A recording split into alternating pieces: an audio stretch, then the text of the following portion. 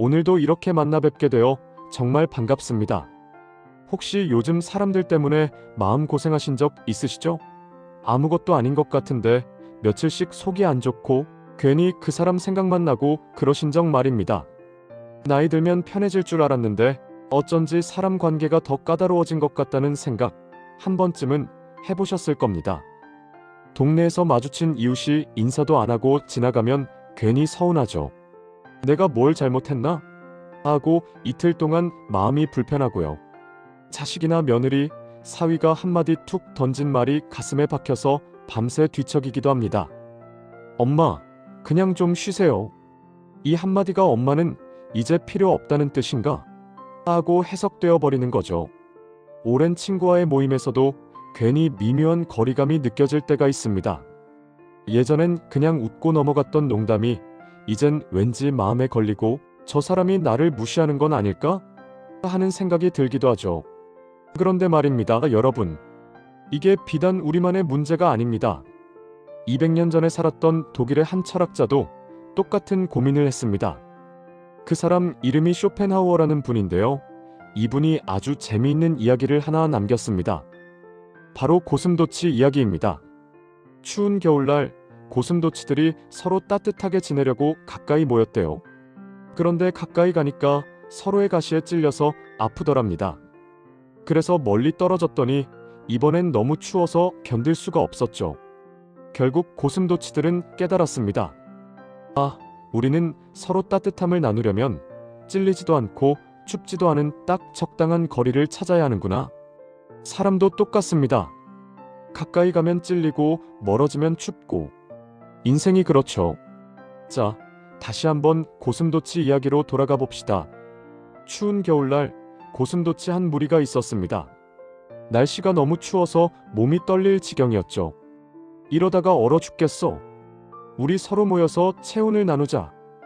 고슴도치들은 좋은 생각이라며 서로에게 바짝 다가갔습니다. 그런데 문제가 생겼어요. 고슴도치 등에는 날카로운 가시가 빼곡하잖아요. 가까이 붙으니까 서로의 가시가 피부에 찔려서 아프기 시작한 겁니다. 아이고 아파. 이렇게는 못 있겠어.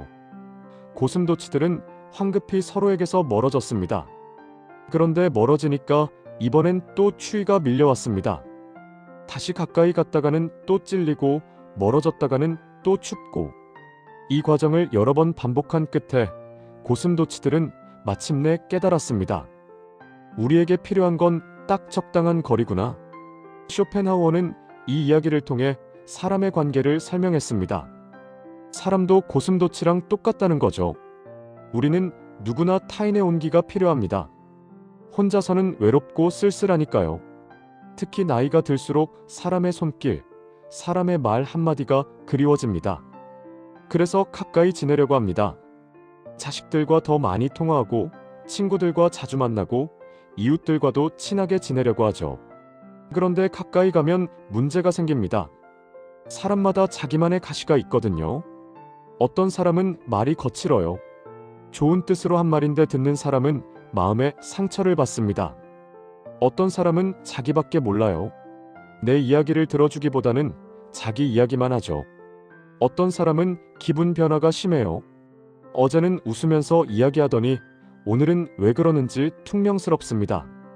그래서 가까이 지내다 보면 자꾸 찔립니다. 왜 저렇게 말해? 왜 나한테만 그러지?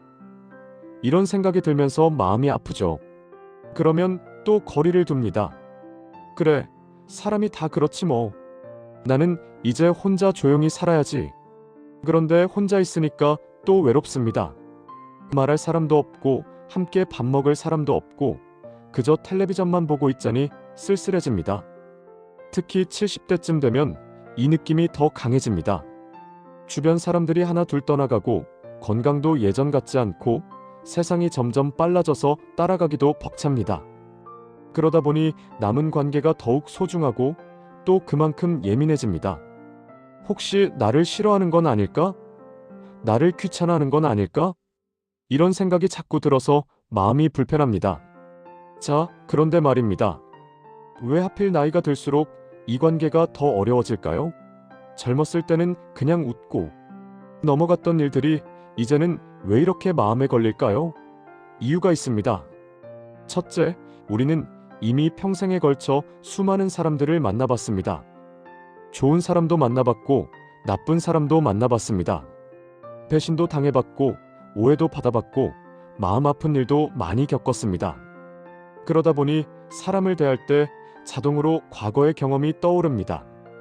저 사람 저렇게 말하더니 나중에 뒤에서 다르게 말하더라. 이런 생각들이 쌓여 있으니까 새로운 사람을 만나도 마음을 쉽게 열기가 어렵습니다. 둘째, 오래 관계를 유지하다 보면 기대와 실망이 쌓입니다. 젊었을 때는 친구가 많았습니다. 학교 친구, 직장 친구, 동네 친구, 취미 모임 친구.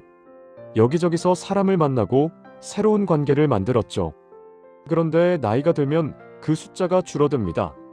어떤 사람은 멀리 이사를 가고, 어떤 사람은 아파서 연락이 끊기고, 어떤 사람은 세상을 떠납니다. 그러다 보니 남은 사람들이 더 소중해집니다. 그리고 그 소중한 사람들에게 기대를 하게 됩니다. 우리 이렇게 오래 친구로 지냈는데 내 마음을 알아주겠지. 그런데 상대방은 내 기대를 모릅니다. 그러면 실망이 옵니다. 셋째, 나이가 들수록 우리는 신체적으로 예전 같지 않습니다. 몸이 아프면 마음도 약해집니다. 무릎이 아프고 허리가 아프고 잠도 잘 안 오고 소화도 잘 안 되면 기분이 저절로 가라앉습니다. 그러다 보니 사소한 일에도 마음이 크게 흔들립니다. 젊었을 때는 뭐 그럴 수도 있지 하고 넘어갔던 일들이 이제는 왜 그랬을까 하고 며칠씩 마음에 걸립니다.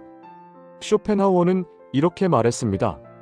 사람은 원래 서로를 완전히 이해하지 못한다. 우리는 각자의 세계에서 살아갑니다. 내가 겪은 일, 내가 느낀 감정, 내가 생각하는 방식. 이 모든 게 다릅니다. 그래서 아무리 가까운 사이라도 서로를 완벽하게 이해할 수는 없습니다. 자, 이제 본격적으로 쇼펜하우어의 지혜를 배워볼 시간입니다. 어떻게 하면 상처받지 않으면서도 따뜻한 관계를 유지할 수 있을까요? 첫 번째 지혜는 사람에게 너무 많은 것을 기대하지 않는 겁니다. 이게 참 아이러니한 이야기인데요. 우리가 상처받는 가장 큰 이유가 바로 기대 때문입니다. 이 사람은 나한테 잘해줄 거야.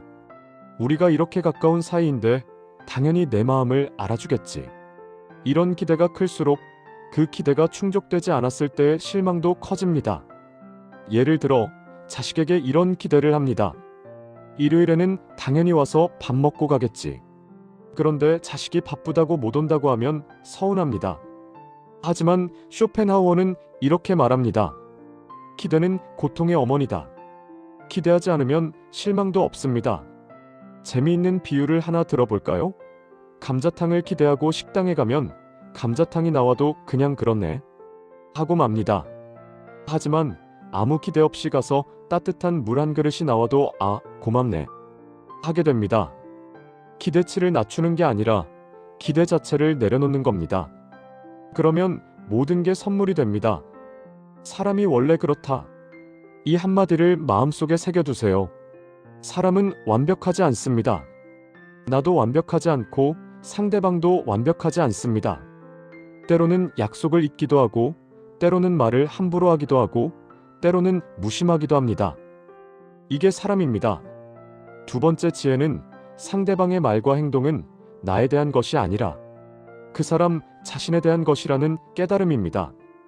예를 들어 친구가 나한테 퉁명스럽게 대했다고 칩시다. 우리는 자동으로 이렇게 생각합니다. 내가 뭘 잘못했나? 나한테 화가 난 건가? 하지만 대부분의 경우 그 친구의 퉁명스러움은 나와 아무 관계가 없습니다. 그 친구가 집에서 아침에 부부싸움을 했을 수도 있습니다. 병원에서 안 좋은 소식을 들었을 수도 있습니다. 밤에 잠을 설쳐서 기분이 안 좋았을 수도 있습니다. 그 사람의 말과 행동은 그 사람의 세계를 보여주는 겁니다. 쇼펜하우어는 이렇게 말했습니다.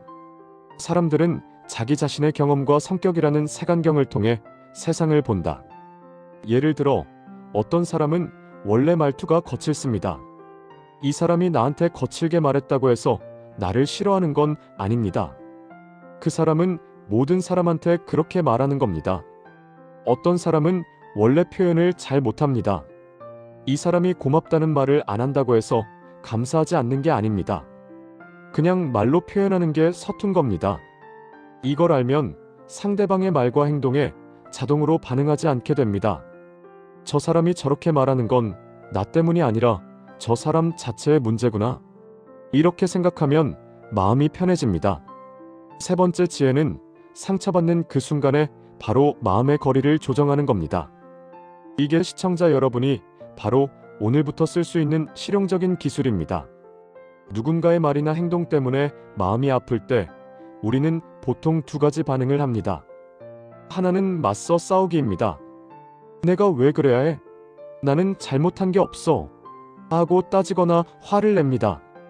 다른 하나는 속으로 사귀기입니다. 겉으로는 아무렇지 않은 척하지만 속으로는 계속 생각하면서 마음을 앓습니다. 둘 다 좋은 방법이 아닙니다. 쇼펜하우어는 제3의 길을 제시합니다. 바로 거기까지라고 마음속에서 선을 긋는 겁니다. 예를 들어 친구가 나한테 서운한 말을 했습니다. 과거에는 야, 네가 어떻게 나한테 그런 말을 할 수 있어? 하고 따지거나 아니면 그래, 알았어. 됐어.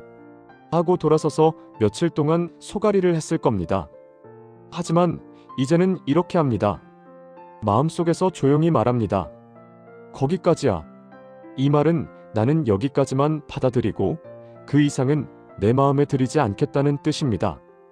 네 번째이자 마지막 지혜는 관계의 중심을 다른 사람이 아닌 나 자신에게 두는 겁니다.